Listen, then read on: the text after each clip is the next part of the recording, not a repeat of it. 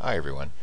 Okay, I'm hoping we can finally get out of the inn in this video. I do want to quickly finish talking to Shameen. Where did I leave off? Did I ask him about the desert? I can't even remember what I asked him about now. I don't know if I asked him about Rasir. He says it used to be a mirror to Shapir, but now it is said that Rasir is a shadow of a foreshadow of what is to come. It is not good to speak of evil, but there is much of it in Rasir.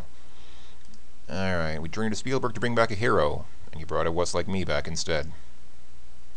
I think I asked him about all this already, so...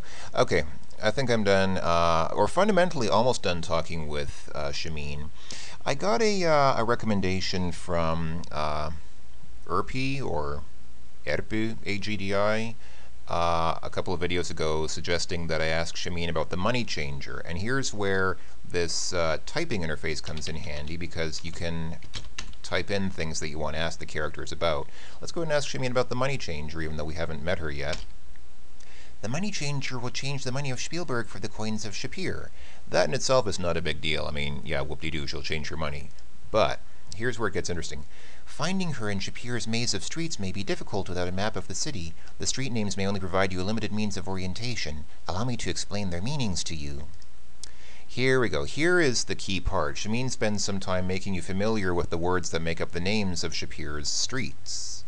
And that doesn't seem to have done anything right now, but it has an important effect, which you'll see in just a little while. And Money Changer also now pops up on the things we can ask about, even though we've already asked about her, so I don't think we need to ask again. Alright, so thank you, ERPI AGDI, for that tip. It's actually good information. And I'll go ahead and say goodbye. Farewell, hero. A couple of other things. One of the reasons why Shima disappeared so quickly in the last video is because I cranked up the game speed. He suggested that I turn down the game speed a little bit.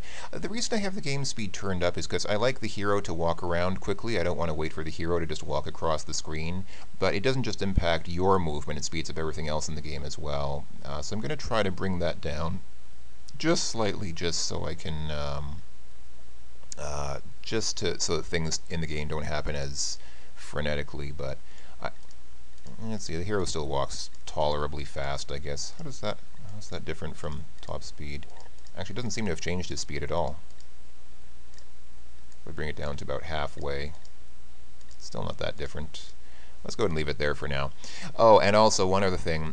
All meals, I didn't realize this, all meals in the game are served with tea. So remember when I was talking about the green teapot? It actually was there because tea was served with breakfast. So you don't have to actually order tea. I'm not sure why you would order tea in this game, since it always comes with your meals anyhow, so really what's the point of ordering it separately? I don't know, I have no idea.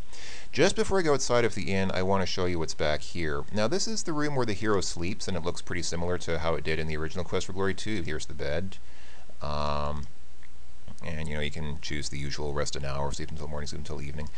But there are a couple of other, well, there's really just one other thing that's important here. There's stuff like this display case, which you can use to store large objects, which I don't think you use in this game. And also this closet, which allows you to obviously store clothes. It's currently empty, and I don't know if you store clothes in this. I don't think you do. But yeah, the storage chest is the interesting thing. See here in the corner, here's a storage chest with near unlimited holding capacity, cleverly disguised as an ordinary wooden chest. It'll allow you to store all those items that may come in handy later. So basically, this is what's actually in the chest, and this is what's in your backpack. So right now, obviously, the chest is empty. But this is basically a way to store things that you don't want to carry around with you. And that's very handy for someone like me, because in these kinds of games, I'm a terrible pack rat. I don't want to throw anything away if it can possibly ever be useful. And that ends up having me kind of burden down my character with just a lot of extra weight of things that I don't really need right now, but might need sometime later in the game. So this is kind of a way to get rid of those things. Like, you know, this chainmail, for example, is very heavy. So, you know, you can store it in the chest. Phew, that thing sure was heavy. And there you go. Now we've lightened up our character. We can still go back and get the chainmail later if we want it.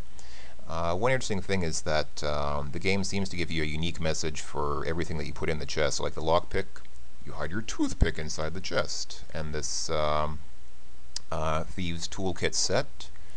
As you store your toolkit in the chest, you're reminded about the story of a guy who hid his safe keys in his own safe. Yeah.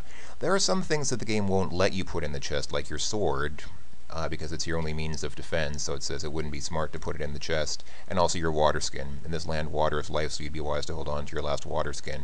It won't let you store some things in the chest, but these kinds of things, yeah, you can store in the chest if you don't want to carry them around with you, which is, I think, a fair compromise. It's kind of like being able to say that you like really thin pancakes. Alright, welcome, hero. I don't know. I'm sorry, I don't mean to be impatient, but I feel like the hero's just toddling around a little bit more slowly than I'd really like him to, but whatever. Okay, now for some real revolutionary action. We're going to leave the inn. Are you ready? Let's go. You, stranger, you just in luck. I got everything you need right here. You need a map? I got a map. You need a compass? I got a compass. You need a souvenirs of Shapir for friends and relatives? I got the best souvenirs in town.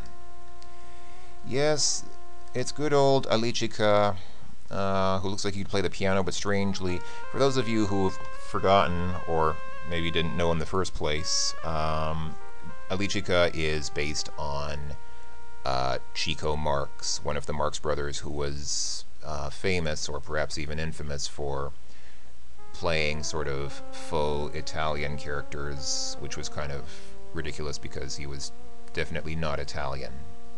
But that was his shtick. He played Italian characters with a hokey Italian accent. Now we can talk to Alichika and try to buy things from him, but we don't have any money that he'll accept. And I think I'm blocking both of these people, so let me get out of their way so they can keep walking. Oh, and I'm blocking that person. Boy, the hero's getting in the way already. The only money we have is these golden coins from Spielberg, and Alichika, like other vendors in the city of Spielberg, or Shapir rather, will not accept Spielbergian coins, so we got to get those changed at the money changer. So let's go ahead and head out to the streets. What's the matter, you? You know, like a big deal when you see it? No, I just don't have the money to buy your big deal right now. Okay, this is the new street interface. You can see it's pretty different from the original Quest for Glory 2. And here's the thing. Notice that when I mouse over a direction and that you can walk down, see in the lower right where it shows you the translated name of the street? That's what's different after asking Shamin about the money changer. This street that we're on is called Junub Tarik, which translates into South Street. If we hadn't asked Shamin about the money changer, he would just say Junub Tarik. So you'd see the street name, but now you can actually see what it translates to in English, which is... It can sometimes be handy, because otherwise I might forget a street called Junub Tarik, but South Street is pretty easy to remember, right? And as usual, there are, you know, doors and windows and things. Yeah, feel no pain. And you can knock on these doors, but nothing happens. You can hear laughing and giggling from behind the door.